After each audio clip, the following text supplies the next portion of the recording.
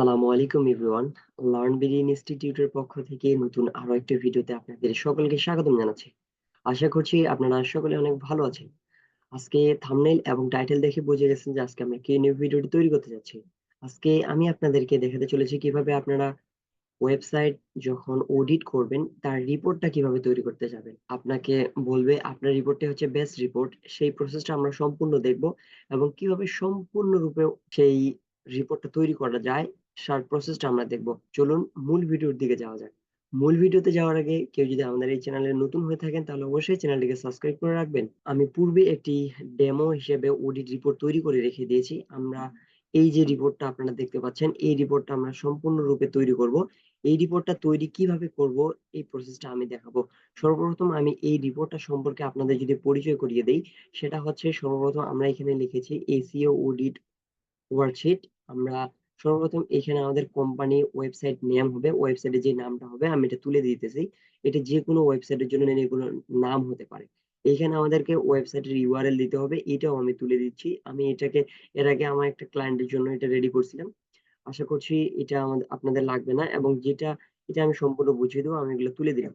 তুলে দেওয়ার পর আমাদের যেই সকল বিষয়গুলো আছে এই সকল বিষয়গুলো সম্পর্কে যদি পরিচয় করিয়ে দিই, সর্বপ্রথম আমাদের থাকবে ওয়েবসাইটের নামটি থাকবে, ওয়েবসাইটের ইউআরএল থাকবে, তারপর আমরা কে এই কাজটা করতেছি এটা থাকবে এবং প্রিপেয়ার্ড বাই মানে যে কাজটা করতেছে মানে আমার নাম হবে এবং ডেটটা বলতেছে আমি যেই ডেটে অডিট রিপোর্টটা তৈরি করব সেই ডেটটা এখানে বসাবো এবং প্রাইমারি কিওয়ার্ড ওই ওয়েবসাইটের জন্য কি হবে সেটা এখানে আমাদেরকে অবশ্যই প্লেস করতে হবে।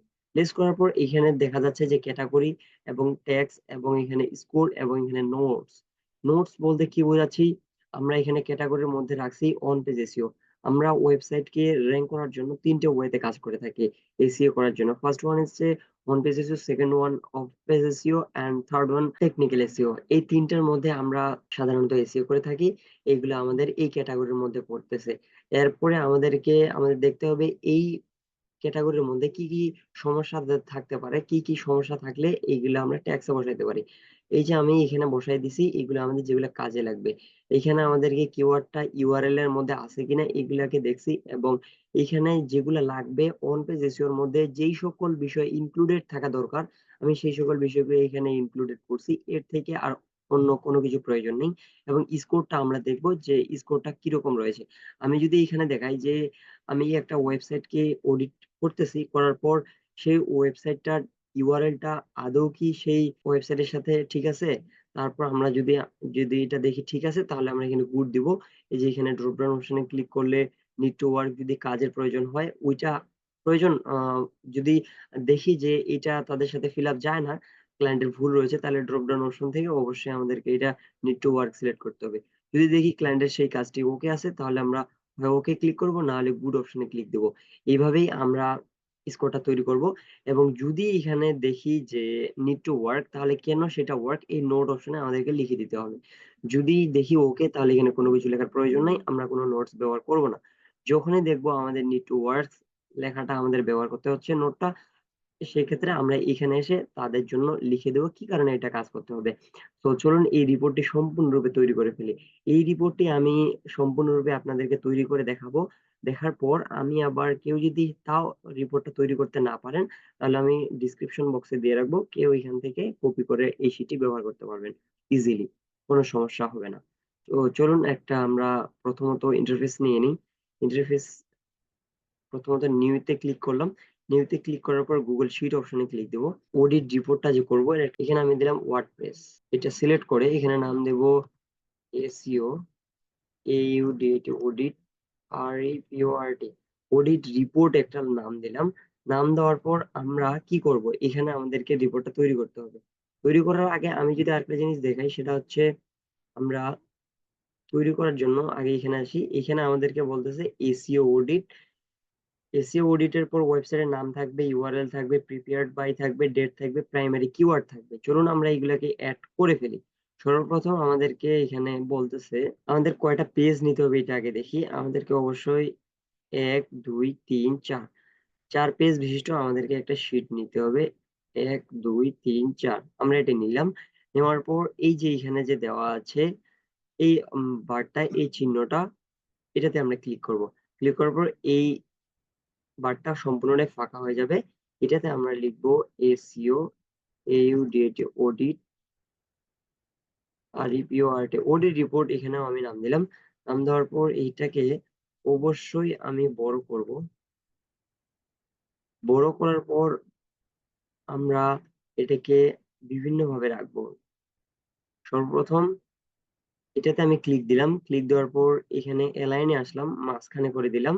মাঝখানে করার পর এই যে বি অপশনটা আমার একটু বড় প্রয়োজন, এই জন্য আমি এটাকে বড় করতেছি। আমি বড় এরকম রাখতেছি। এটা আমার এরকম হলেই যথেষ্ট। এরপর আমি এটাকে অবশ্যই বড় রাখবো। এটা আমার হালকা একটু বড় হবে। এখন আমাদের দেখি কি করা যায়। সর্বপ্রথম এই জায়গা থেকে আমরা এই জায়গা অবধি এটাকে ব্ল্যাক করব, যেহেতু আমাদের ব্ল্যাক প্রয়োজন। দেওয়ার পর এখানে আমাদের কি আছে, এখানে আমাদের 4টা নাম আছে, website name, website page URL, এগুলো আমরা এড করি। সর্বপ্রথম আমাদের এখানে নাম হবে ওয়েবসাইট নেম, তারপর হবে ওয়েবসাইট ইউআরএল। আমি দেখতেছি এখানে আমাদের অনেক সময় প্রয়োজন, তাই সময় বাঁচাতে আমি এটাকে কপি করে নিয়ে যাচ্ছি। কপি করলাম। কপি করার পর এইখানে এসে শুধু পেস্ট করব। পেস্ট করলে এটা আমাদের এখানে চলে আসতেছে। এখন আমরা এই দুইটাকে সুন্দর করে বড় করব। বড় করলাম। বড় করার পর এই কালারটাকে আমাদেরকে দেখতে হবে কি কালার আছে। আমাদের এই কালারটা এখানে সিলেক্ট করে দিতে হবে। আমরা আমাদের এই কালারটা এখানে সিলেক্ট করলাম। এই কালারটা নিয়ে এই কালারটা এখানে সিলেক্ট করে দিলাম। দেওয়ার পর এগুলাকে অবশ্যই আমরা টেক্সটটাকে হোয়াইট করে দেব। হোয়াইট করে দেওয়া শেষ। এখন আমরা বোল্ড করব। বোল্ড করে দিলাম। বোল্ড করার পর অবশ্যই আমরা এগুলাকে আবার এখানে এসে প্রত্যেকটাকে লাইন বাই লাইন করে দিচ্ছি। দেওয়ার পর এইখানে আমাদেরকে কোনো কাজ নেই। এখানে আমাদের শুধু এগুলা আসতে আবার মার্ক করে দিতে হবে, যাতে লাইনগুলো বুঝতে সুবিধা হয়। এখন আমাদের কোনো কাজ নেই। এখন আমরা কি দেখতেছি, এখানে শুধু একটা ব্ল্যাঙ্ক রয়েছে। এটাকে আমরা ব্ল্যাঙ্ক করি। এই যে এখানে সিলেক্ট করলাম। সিলেক্ট করার পর এই যে ব্ল্যাঙ্ক অপশন, এখানে এই যে বারে ক্লিক করব।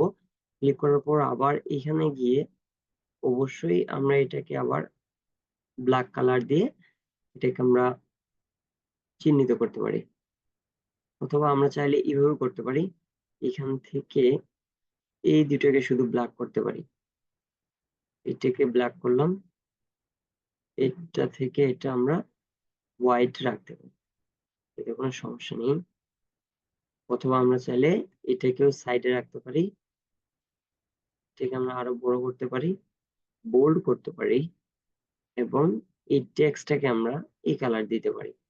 দেওয়ার পর এখন আমাদের কি কাজ, এখন আমরা সুন্দর করে এখানে 4টা বারই আমাদেরকে নিতে হবে। নেওয়ার পর এই বারগুলোতে আমাদেরকে অবশ্যই এই কালারটি ব্যবহার করতে হবে। আমি এই কালারটি ব্যবহার করলাম। করার পর এখানে আমাদের বিভিন্ন নাম রয়েছে, এগুলাকে আমি সিলেক্ট করে কপি করলাম। কপি করার পর এটাকে এসে আমি এখানে পেস্ট করতেছি। পেস্ট করা শেষ। এখানে আমাদের নোটটা একটু বড় দরকার, নোটসটা বড় করে দিলাম। বড় করার পর এখানে আমাদের এটারও বড় প্রয়োজন, তাই এটা আমি বড় করতেছি। করার পর এইখানে আগে আমাদেরকে যেতে হবে। যাওয়ার পর এইখানে যে অপশন গুলো আছে এগুলোকে আমি কপি করব। কপি করলাম Ctrl+C দিয়ে।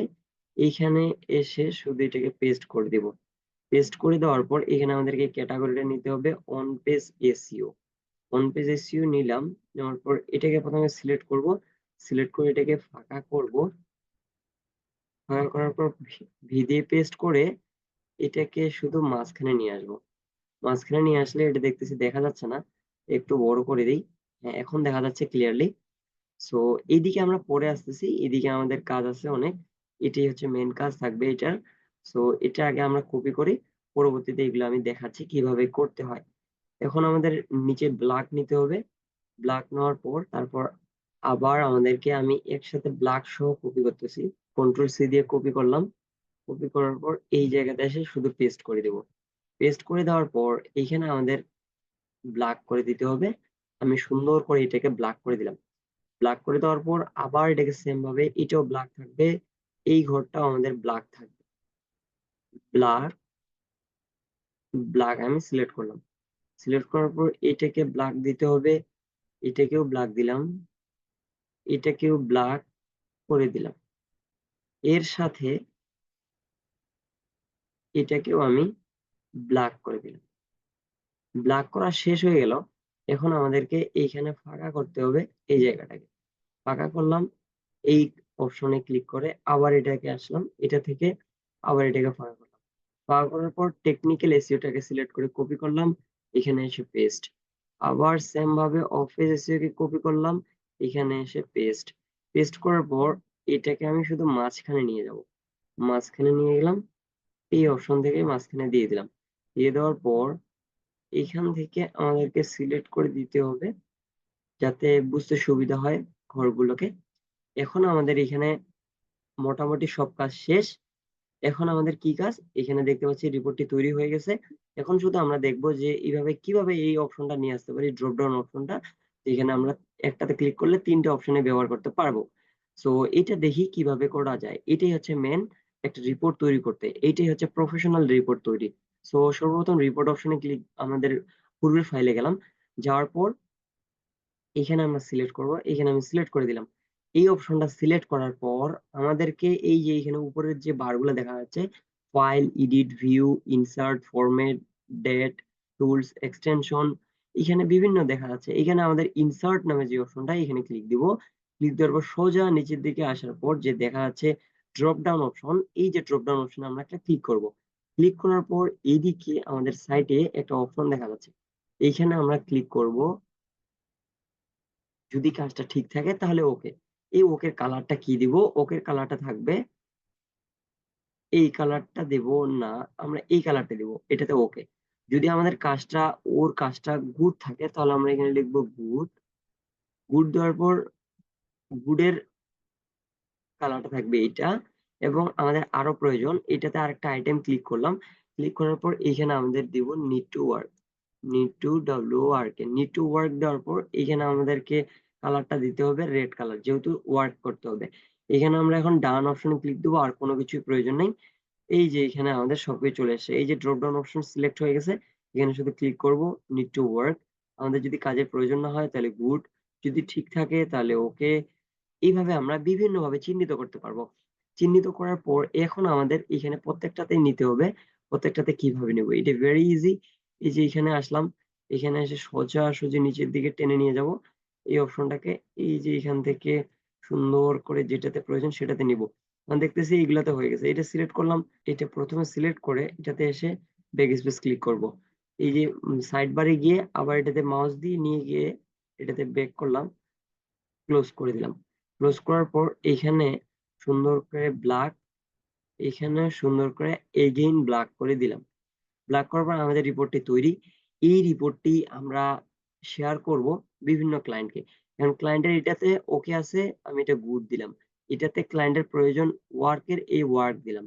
এইটাতে আমাদের প্রয়োজন গুড আছে, ওকে গুড দিলাম।